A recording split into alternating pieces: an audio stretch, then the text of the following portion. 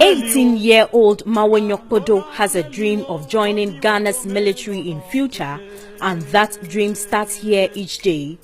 However, that dream will not be realized easily. Podo and his siblings, like many other children in Agodwe, have to swim their way through this river in a quest for education at Chavanya, one of the nearest communities. They put their uniforms and books in basins and hold the basins while swimming across the river.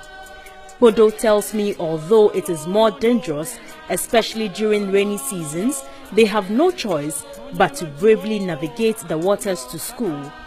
But that is just one hurdle. Another barrier is walking for more than 7 kilometers to get to their school.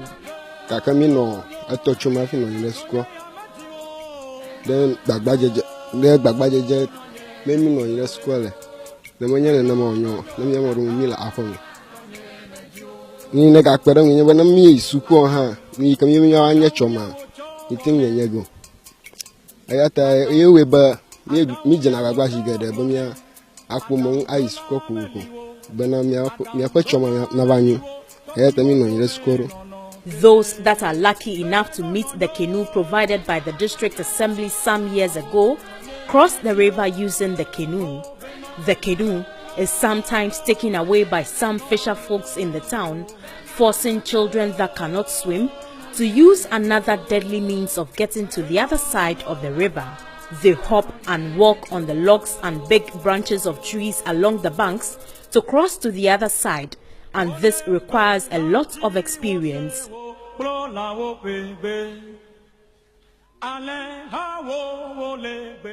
The other closest town to Agodwe is Togo, where some other pupils also attend school. The situation does not get any better for those that attend the Togo Basic School. They have to walk for about 1 hour 30 minutes, as well as cross 2 different rivers before getting to school. The time these pupils have to spend each morning traveling to school consumes much of the time they need to be in the classroom. They therefore end up studying for just a few hours.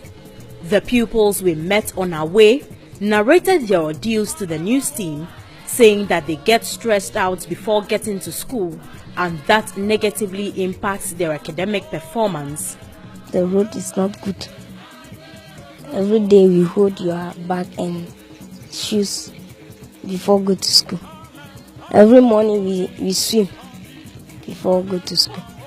We are told that here in the Agode community, children below the ages of 10 do not attend school. This is not because there's no school in this community. There's a fine 6-unit classroom block here in this town, but there are no teachers here to teach them. And parents cannot also afford to send their young ones to Togo, the nearest town, to cross 2 different streams or rivers at the peril of their lives just for education.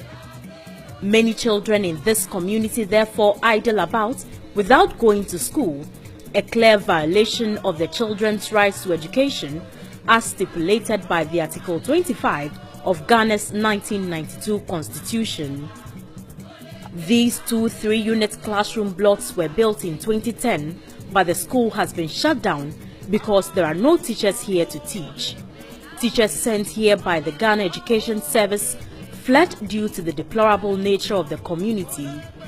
The unit committee secretary of the town told GH1 News the community started building this bungalow made of mud for the teachers, but could not complete it due to lack of funds. We are planning to amend roof it. We even wrote a letter to our Honorable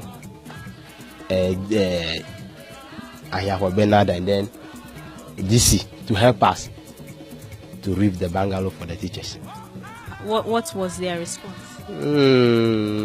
As at now, we didn't receive any reply from them, or they didn't give us any request. Okay, but do you think that when you finish or you complete this teachers' bungalow for the teachers, do you think they will come back to this To me, I'm not sure they will come and stay, because if they were to stay, first of all, we gave them a room or building in the village, but they refused to stay.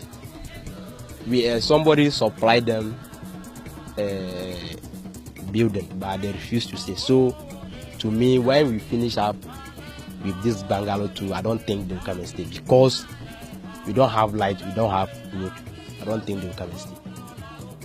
The Akachi South District Chief Executive Samuel Kwajo Wade, who doubles as the chairman of the Education Committee of the district, admitted the challenge in Agodwe is a huge one. It's like an airline, and now that we're trying to link it up with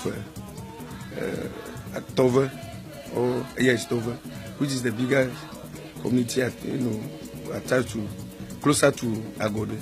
They have a problem because crossing, if the river overflows banks, crossing the river become a problem for the teachers, and most of them doesn't know how to swim. So and when the river overflows bank, it doesn't take much time before it get down. So during that time, you see them. Most of them that comes from Akachi or Togo before going to the school, they don't go to school. But those who are staying there normally go to classes. I happen to call the opinion leaders there that why is it that they cannot get them accommodation? What they told me recently is that they are now putting up accommodation, teachers bungalow for the teachers, and needed their assistance. I told them that they were at their disposal. They should bring a letter to us so that we will support them, put up a small bungalow for the teachers. At least the one that it's not the bedroom, one chamber and hall, about 3 or 4 for them to be accommodating the teachers. He, however, said the assembly cannot readily provide any form of rapid assistance, such as constructing bridges to aid in the crossing of the rivers to the nearest towns, because the assembly is broke. The children's right to education without any stress or impediment now hinges on the assistance of a non-governmental organization that had promised to help construct footbridges. According to UNICEF, while there has been considerable progress in improving school enrollment rates in Ghana, increasing completion rates is an unfinished business that must take center stage. A 2015 UNESCO report titled Education for People and Planet states that only 53% of students in Ghana are able to complete junior high school education. Many children drop out because of barriers in accessing schools. As the situation stands now, there is the need for government to build bridges over the rivers to make schools accessible to the children of Agodwe, and also find ways of motivating teachers to stay and teach the pupils. Else, many constructed schools will just remain buildings, contributing nothing to the educational development of the children and also infringing on their right to education. Alice Aite, GH1 News, Agode.